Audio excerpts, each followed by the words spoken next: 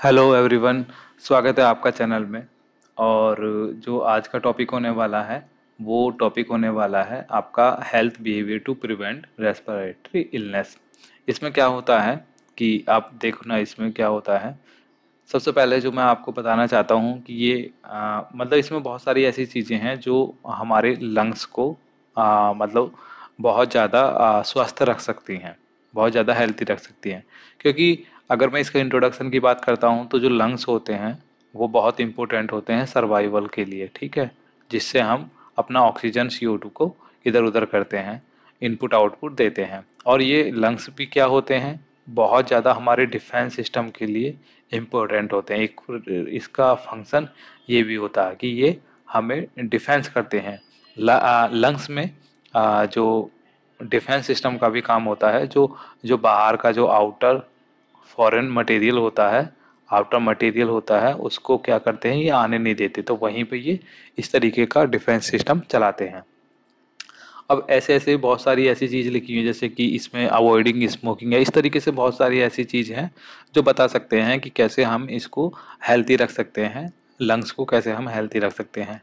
अभी ये क्वेश्चन जो है, ये वाला जो क्वेश्चन है, ये तो एक जनरल ये है कि इससे अवेयरनेस हो जाएगी कि हाँ ऐसी चीज़ें करने से लंग्स को अच्छा रख सकते हैं। दूसरा, अदरवाइज नहीं तो अगर इस तरीके से नहीं सोच रहे हो तो ये GNM, ANM और फार्मा और BSc नर्सिंग जैसे कोर्सों में ये आपको टॉपिक देखने मिल जाएगा। और नहीं मिलता है तो इसको बस आप समझ लो कि जनरल अवेयरनेस के लिए है। अगर ये आए या नहीं आए या फिर इसके रिगार्डिंग आपको कोई क्वेश्चन आ रहा है लंग्स के रिगार्डिंग, उसकी डिसीज के रिगार्डिंग, तो आप इस चीज़ को भी यहाँ पे लिख सकते हो मैनेजमेंट में। कौन से में? नर्सिंग मैनेजमेंट में हम उसको बता सकते हैं या फिर हम एजुकेट कर सकते हैं लोगों को। किसको? लोगों को। तो ये दोनों चीज़ें जो होती हैं वो हम यहाँ पे कर सकते हैं। तो स्टार्ट करते हैं, यहाँ से देख लेते हैं कि healthy behaviour to prevent respiratory illness. जो भी इलनेस होती है हम उसको ऐसी स्ट्रेटेजी बनाते हैं या प्लानिंग करते हैं, प्लानिंग बोलो, जिससे क्या है कि हम मतलब रेस्पिरेटरी इलनेस के में नहीं फंसते हैं। सबसे पहला आता है स्मोकिंग। स्मोकिंग सबसे ज़्यादा करता है, ठीक है, लंग्स इन्फेक्शन। लंग्स का इन्फेक्शन सबसे ज़्यादा इसकी वजह से होता है। COPD अगर किसी ने डिसीज पड़ी हो तो वो इससे होती है, ठीक है। और ब्रोंकाइटिस नाम की डिसीज होती है वो भी इससे होती है। एम्फिसीमा जो होता है वो भी इससे, मतलब रेस्पिरेटरी की जितनी भी प्रॉब्लम है उसका जो होता है स्मोकिंग ही होता है। इसमें क्या होता है कि स्मोकिंग करने से आपको ना ओडिमा की कंडीशन हो जाती है और इन्फ्लामेशन हो जाती है। कहाँ पे? लंग्स में। उसकी वजह से क्या होता है कि जो लंग्स हैं वो प्रॉपर वर्क नहीं कर पाते, फंक्शन जो होता है उनका वो इतना अच्छे से नहीं हो पाता, ठीक है। तो ये एक वजह होती है, तो इसको हमें स्मोकिंग को अवॉइड करना होता है। सेकंड में जब आप देख रहे हो तो सेकंड जो इंडोर पॉल्यूशन होता है, ठीक है, indoor pollution avoid exposure to indoor pollution.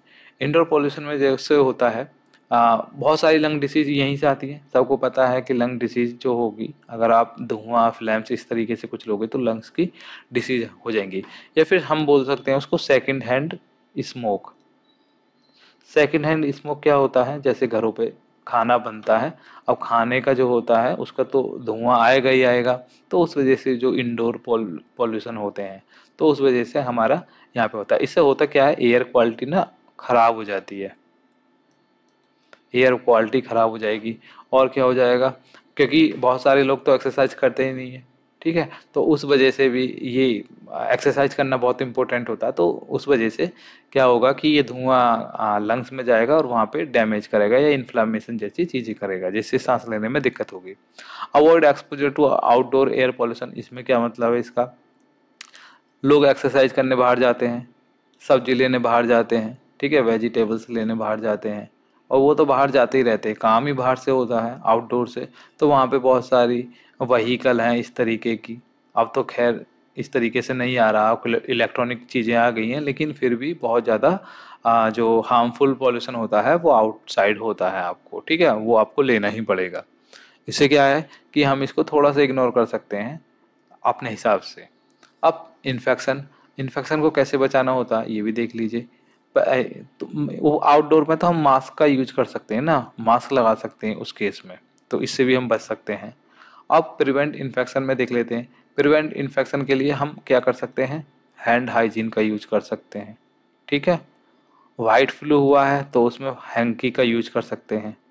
ठीक है, कॉमन कोल्ड हुआ है तो उसमें हम मेडिकेशन ले सकते हैं, जितने जल्दी से जल्दी हो सकता है उतना हम ले सकते हैं, उसको मेडिसिन को ले सकते हैं। मेडिसिन लेंगे वो कौन सी लेंगे, एंटीबायोटिक लेंगे, एंटीबायोटिक या एंटीरोस्टेटिक या साइडल, इस तरीके की हम चीज़ लेंगे तो उससे क्या हमारा इन्फेक्शन प्रिवेंट हो जाएगा। फिर आता है रेगुलर चेकअप कराना हर 6 मंथ में। कौन से में, 6 मंथ में आपको जाना ही जाना होता है चेकअप कराने के लिए। चेकअप बहुत इम्पोर्टेंट होते हैं जिससे पता चलता है कि बॉडी में क्या चल रहा है। ठीक है, बॉडी कहाँ पे जा रही है, तो ये सब चीज़ें हमें यहाँ से पता चल जाएगा। फिर एक आता है एक्सरसाइज। एक्सरसाइज डेली करने से ना बहुत सारी चीज़ें ख़त्म हो जाती हैं। जैसे कि किसी को अगर स्ट्रेस रह रहा हो, स्ट्रेस में भी लंग्स में डैमेज होने लगता है, तो उस केस में एक्सरसाइज करो तो यहाँ पे वो एक्सरसाइज करने से इस तरीके के हार्मोन सिक्रीट होते हैं। ठीक है, और जो हमारे लिए बेनिफिट देते हैं। तो इस तरीके से आज का टॉपिक तो हम यहीं पे ख़त्म करेंगे, ये शायद लास्ट है।